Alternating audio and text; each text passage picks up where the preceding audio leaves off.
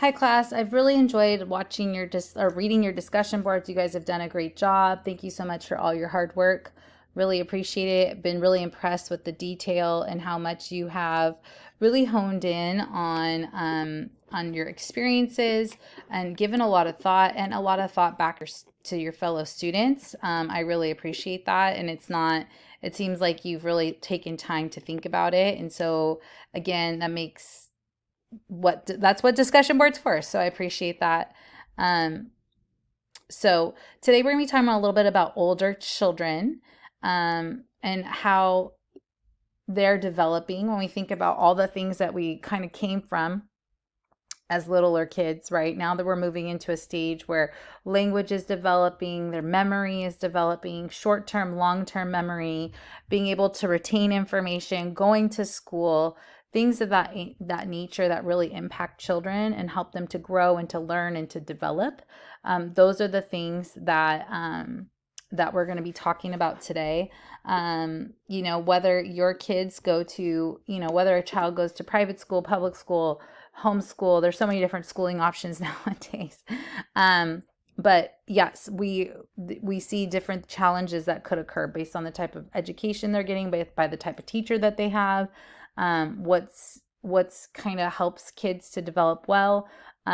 What might be challenges, and different teachers are better for different kinds of kids. However, we don't necessarily have control of that, especially in the public sector. So that's where, as parents, as therapists, we ask questions when we're noticing kids having challenges. What are the challenges? What are the frustrations? It may not always be the teacher. It could be some parenting things. And that's where it's our job to have the process of elimination. And it's not about just being like the kid's right and everything's right and somebody else is wrong. It's trying to better understand what are the challenges, what's coming up with why are they coming up with these feelings, what are the experiences that they're having that's causing this result that the student doesn't like. Those kinds of things, very important. Okay. So when we're talking about kids and in their development, they're starting to understand who they are, right? And so they're kind of like a house that's has all these different rooms, right? They usually, early elementary kids have a positive view of themselves. They're starting to evaluate, compare maybe themselves to other people. Now, I will say, parents are a huge example for this. If parents are constantly comparing themselves to other people, the child observes this and is going to do the same thing. If mom's talking about weight all the time, her weight, and then kid is watching this, although mom may not be critical of child's weight, child may then start being critical of their own weight. Kids observe and watch. They may not realize that there's anything wrong with them until they see that you think something's wrong with you. And so that's why we have to look at our own insecurities and how we're projecting those insecurities, because it affects our kids, because they become sometimes insecure in the same things we are because they're watching us question ourselves. We're the leaders. They look up to us, they observe us. We're their examples, whether it be good, bad, we're capable of doing those things. And so we really need to be sensitive to that.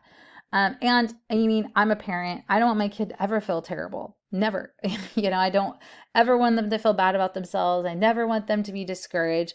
But we have to remember too, that's part of life to some degree as well. And so what's a level of discouragement that's normal, that's appropriate based on experience, all those kinds of things. Those are things we have to look at, because those are things that our kids are going to experience. Um, and that's normal, right? That's part of life. And so we don't want them to think like they should never have hardship, because when they face hardship, they're going to have a really hard time. And so, as much as I don't want my kid to feel bad about his baseball swing, like, the reality is, like, if he needs to grow in something, he needs to grow in it. That doesn't mean he won't get better. It just means it's a challenge, and not all challenges are bad. Like, some challenges are good. It develops character, things of that nature. By 8 to 10, they're able to, you know, integrate opposing characteristics. By early adolescence, more abstract trait like concepts of self, their self-worth. They're starting to compare maybe academically to other kids. There's of course social, emotional, and physical. So like their appearance, they start to get to a certain age. It's funny, this year I have a child that started junior high, and he was like, "Hey mom, can I go to the barber shop?" um, Kind of no offense to dad cutting his hair, but it's like, I need to go to the barber shop. I'm like, I get it. We're at that stage where it matters, right? Like appearances are starting to matter more, right? And this is part of that growth, that development that's happening with our kids. Not all a bad thing, but it's just like they're starting to care more about how others perceive them, and we as parents reinforce those things. We as therapists reinforce those things, and so we have to be aware of some of this change that's coming. So their competence is one of those things that attributes to their self-worth. And I keep saying self-worth instead of self-esteem. I don't like self-esteem. Reason being, like, who are you esteeming to be better than? Right? Like, the goal is not to be better than other people. The goal is to be the best version of ourselves. And based on God and God's sending his son and dying on the cross for our sins and all those things, like, none of us are worthy, but we're worthy because of Christ who's forgiven us. And so we all have worth, we all have value, but none of our worth or value is better than anybody else's, if that makes sense. And so I just don't like that word esteem. And so I always just say self-worth, like, because I think every person has value, and I don't think any one person's value is more than anybody else's. This is why I get upset in line when people cut, because I'm like, are you in more of a hurry than me? No. That's a little side note there, but I will digress on that because it really irritates me. So kids are starting to kind of look and compare. They're evaluating themselves compared to their peers. Did I get a good grade? They got a good grade. Did I make the team? If I didn't make the team, what does that say about me? Looking for approval for others. And this is where we get a lot of identity stuff. Who do I identify with? What do I identify with? All those kinds of things that are pretty challenging at times, right? Like, I want to know who I am, you know, and I desire to grow, and I desire to be my own person, but I identify with this group of people like my peers, and I want to be like them. And I think this is where I was always challenged as a parent. You want your kids to respect you more than they respect anybody else. And reason being, if they respect their friends more than they respect you, then they're going to listen to what their friends say. And I, as a parent, want my kids to respect more of what God wants for them and what we want for them than what anybody else wants for them. Because then I potentially can lose them to like whatever their peers are. And as we know, kids can choose good peers, or kids can choose not so great peers. And then there's a whole bunch of struggles that happen. Okay. And so, kids will compare themselves on social situations. Those are things that will happen. So for them to be encouraged, you want to have an atmosphere where you're talking with your children about how they feel about themselves, right? And trying to just, watch their influences, be conscientious of influences. I think a lot of times with the cell phones, parents aren't aware of how much their kids are being influenced by, TikTokers or YouTubers or all these people who seem like they're very capable of being, and it can be really out of touch and not healthy and not good. And we as parents have to be in charge of that. We have to be in charge of who's influencing our kids as best as we can, within reason. And so, it's important that we're mindful of these things so that our kids don't get influenced by the wrong sources. Self-esteem, so self-worth, like I call it, feeling like you're a person that has value, which I think all people do. Usually kids that feel like they have more value are more open to meeting other people, putting themselves out there socially, making friends. We're not trying to have them feel like they're better than other people or develop narcissistic behavior or attitudes. It's more of like a capable, friendly, like, I feel good about myself. Like, why do I need to question myself? Like, sure, like if someone were to give me some criticism or feedback, I want to take it in. But all in all, I feel pretty good. I feel competent. I feel capable to make conversation, talk to people. All those things are great things and great life skills. Um, there can be gender things based on gender that help with self-worth or not. There can be challenges. I think there's a lot of awkwardness as we're looking in some of the adolescents. So there can be some of those constructs that maybe like, girls are going through a lot of changes during puberty. Same with boys, and there can be some awkwardness, and there's those different seasons. You see that starting in some of upper elementary school as girls are hitting puberty a little sooner. And so there's just some physical changes, body changes, feelings, moods and things of that nature that are, affecting how kids feel. This can be affected, our self-worth or how we see ourselves can be affected by a cultural perspective, ethnic perspective, just as far as comparison. Socioeconomic things can make somebody feel like they stand out in a certain way, whether it be I come from a wealthy background or more of a poverty-stricken background. These are all things that kids will take into consideration that affects how they see themselves, and how they see those people around us, right? Values, if a child has values, other kid doesn't have values. One thing that we've done in our house a lot is we've really kind of controlled the video game stuff, because there's a lot of stuff that's out there that's like not appropriate. Also too, just the amount of influence, like when you talk about influence with some of these games, with being open to the World Wide Web and just rando people who get on there and talk to your kids, like it's just not cool. Like, I don't know why someone who's like 45 is playing Gorilla Tag with my 6-year-old. Like, that's weird.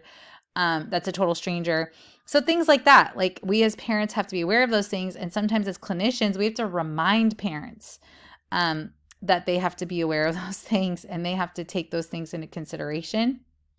So it has created maybe some level of a discrepancy for my kids, because they can't communicate with their friends on the video game systems, maybe like their other friends do. We don't let our kids have a phone. So there's a little bit of a difference, because there's a value difference, right? Like my husband and I feel like we want to try to preserve a level of innocence for them as much as we can. And they have their whole lives to be corrupted by the world. And maybe we can prevent that and maybe put more positive influences in than what maybe something will do. Now that's a personal choice. And that's when you have these clients that come in with issues with their kids.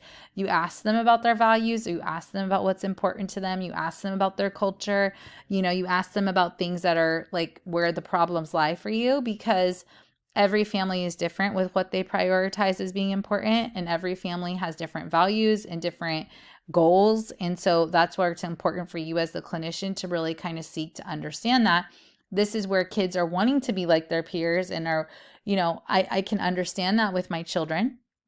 However, I also am like, but I don't care that you want to play Fortnite. Like, I don't like the skims of women in Fortnite. So sorry, it's not going to kill you, I get to be that way, but it's hard. Those are hard calls. Not everybody makes those calls, and that's okay. But this is where kids can kind of see like, well, my family does it this way, your family does it this way, and I might be left out, and so it's, as parents, we have to talk through that with our kids, but those could be things that happen, right? Because they want to be like everybody else. So hopefully, at some point as they're aging, there's a good general concern for others, a sense of justice and fairness, right needs of all concerned, trustworthiness. Hopefully they're developing that, honesty, self-regulation, inhibiting impulses, hard work, and achievement. You'll see this starting in upper elementary, right? Elements of morality may not always want to be coordinated, such as when behavior is not consistent with beliefs or feelings. I think a lot of schools, elementary schools in particular, their pillars are always like things of moral character, like, what really matters is what you're doing when no one's looking kind of stuff, integrity, trying to like what creates trustworthiness, honesty in a person, knowing what's right, what's wrong. They're starting to develop that compass, and your compass is so important because it kind of determines the way you go, whether this develops in childhood and it just grows into adulthood, and we can lose it along the way a little bit. But it's really understanding like who I am and who I define myself to be. and this can start happening in a young age. They're starting to decide like, oh, that person's behavior isn't good. They weren't nice to somebody else, and I didn't like how they treated this person. Or, maybe they say bad words, those kinds of things. They if they know that that's wrong, right? Based on their values, based on what they've been told. Someone disrespects the teacher. They don't like that, makes them uncomfortable. Um, so anyways, these are all things that are kind of going on. There's some information from Piaget and Freud and Kohlberg at all these natural levels, right? We talk about too, like Maslow and the hierarchy of needs. We talk about shelter and food and security, safety. And, if kids don't have those bottom basic needs met, like why is math going to be important? If they don't have those basic needs met, like why is schoolwork or homework going to be important? And that's where a lot of stuff is moved to more trauma informed, because it's like, again, if some of these basic things aren't, it's unsafe to get to school, right? Or it's scary getting to school. There's a lot of stress getting to school, right? I have to walk through a gang infested area. Now I'm at school. I have to walk that way home. Maybe I don't want to go to school for those reasons. We don't have food on our table. Like my homework doesn't seem as much of as a priority. And so schools are kind of taking those things into consideration, because schools are wanting, rightfully so, it's their job, but they're wanting some of these things to be a priority. But if you don't have your basic needs cared for, it's hard for that to be a priority. Okay. Yeah. So those are things where, a lot's going on during this time where kids are developing, they're growing, they're comparing, they're seeing. My new thing is like privilege, like in the sense of, even I read this book, I like to read, and I read this book, and this girl said something like to the lines of like, you've had the privilege in your life to not have to do something. And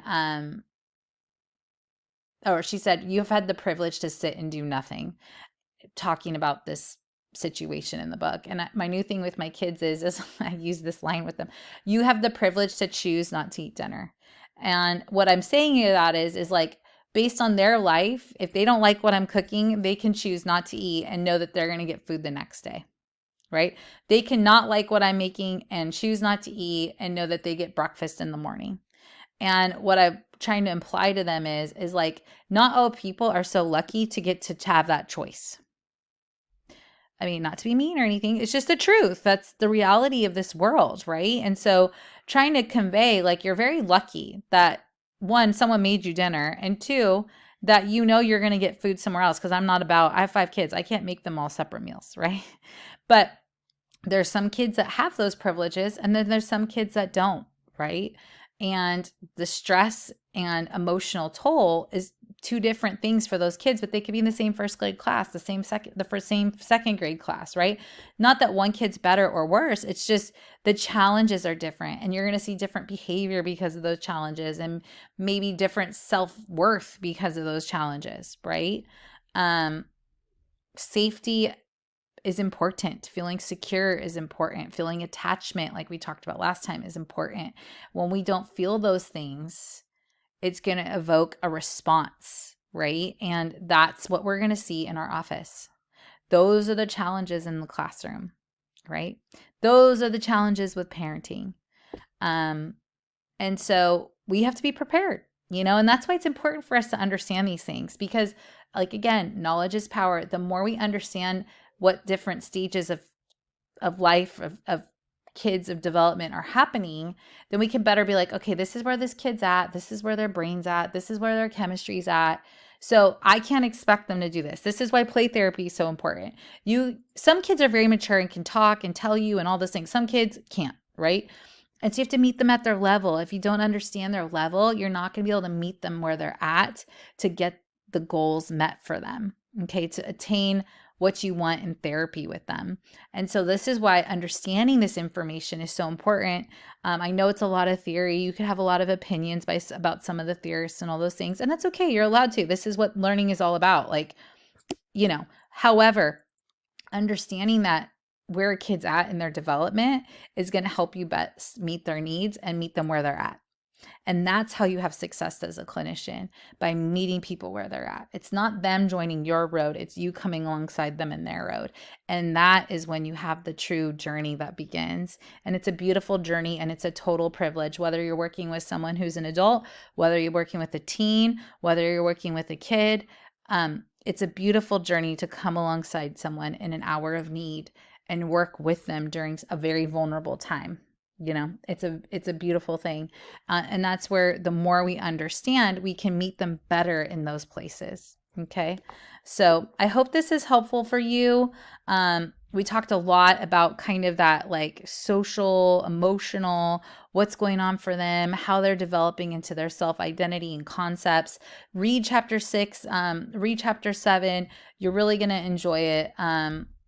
We're trying to develop kids that have empathy or sympathy for others. Obviously, good moral reasoning, not wanting to hurt other people purposely, things of that nature. And this is when it's starting, as you're watching. For some of you, this unfold in your houses every single day.